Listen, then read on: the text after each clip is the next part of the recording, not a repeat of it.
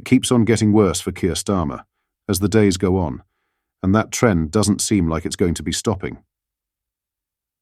In today's video, we will see the terrible news Starmer has been given that has seen his leadership spiral out of control.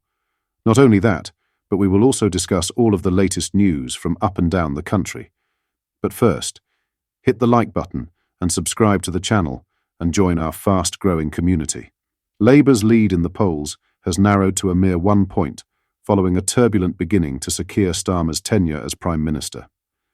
This latest polling emerges despite his efforts to restore order by accepting the resignation of his Chief of Staff, Sue Gray.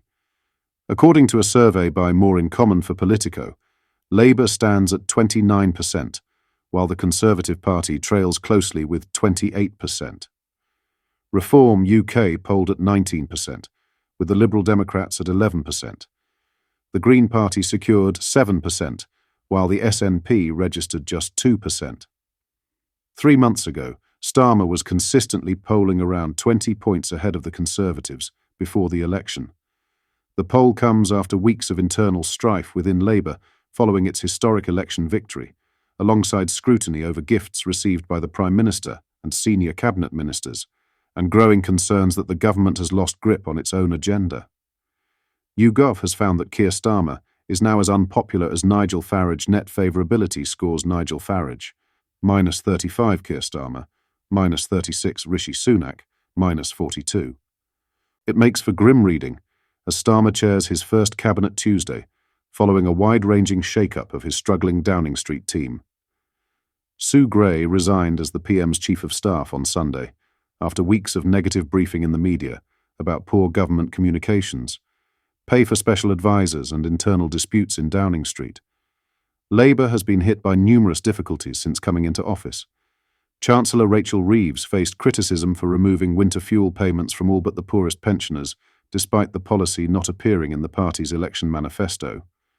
Labour blames a poor fiscal inheritance from the outgoing Tories and is looking to an October budget to reset the dial. Starmer has faced scrutiny for accepting donations from a Labour peer to fund clothing and glasses, as well as the use of accommodation during the election campaign. Ali was briefly granted a Downing Street pass after Labour entered power. What are your thoughts on this? Let me know in the comments. In other news, King Charles has been dealt a massive blow as the monarch has become the subject of serious complaints. The King's vision for an ideal town has hit a snag as residents of Poundbury, Dorset, have complained of overflowing bins, rat infestations, and foul odours. The picturesque community, built on land owned by the Duchy of Cornwall, has become embroiled in a dispute between locals and the council over rubbish collection.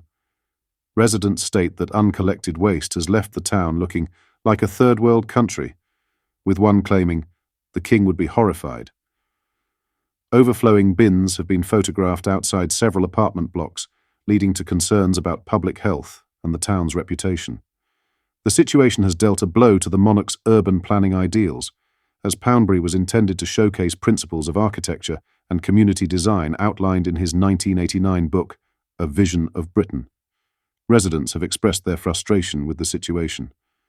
One local told The Telegraph, "There are rats everywhere and the smell is awful. No one seems to be bothered."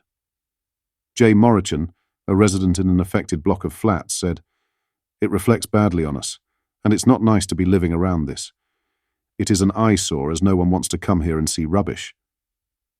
The issue appears to be widespread, with overflowing bins reported outside several apartment blocks. Some residents have even compared the town to a council house estate, a stark contrast to the intended vision of an ideal community. The situation has raised concerns about public health and the overall aesthetics of Poundbury, which was designed to showcase traditional architectural styles and community planning principles. Dorset Council has defended its position, stating that the bins have been contaminated with unrecyclable materials. A council spokesman told The Telegraph, "Waste collections have been infrequent here as the communal recycling bins are often contaminated with unrecyclable material. The council refuses to empty recycling bins containing large amounts of incorrect items, citing higher disposal costs for taxpayers and negative environmental impacts. They are working to identify the responsible residents association, or householders, to resolve the issue. One resident suggested that the pursuit of aesthetics in Poundbury's design may have led to insufficient communal bin provision for the town's 4,600 inhabitants.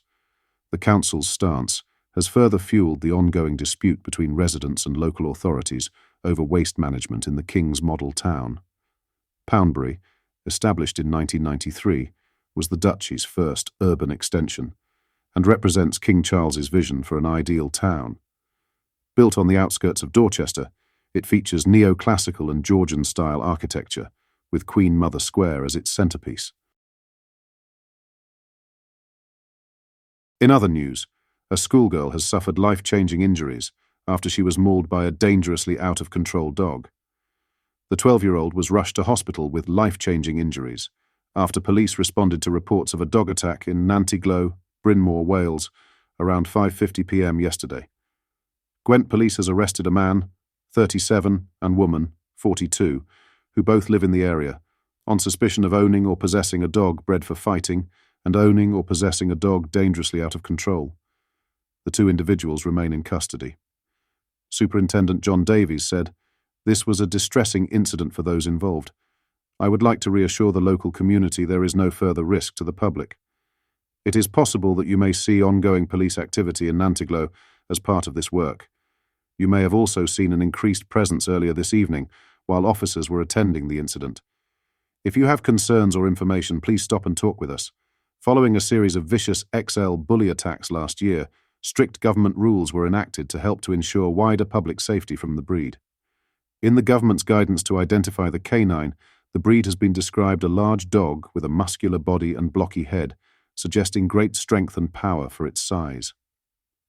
Last year, under an amendment to the Dangerous Dogs Act 1991, it is illegal to own an XL bully without a certificate of exemption from February 1st in England. The Act declares that it is also illegal to own the American Pit Bull Terrier, Japanese Tosa, Dogo Argentino and the Fila Brasileiro. However, there have since been 7 fatal dog attacks, which has included Esther Martin, 68, in Essex, who suffered a brutal attack by 2 XL bullies last February. Gwent Police has not confirmed the breed of the dog that attacked the schoolgirl, but has assured that it has been humanely destroyed by a veterinary surgeon. What are your thoughts on what we discussed in today's video? Let me know down in the comments section below.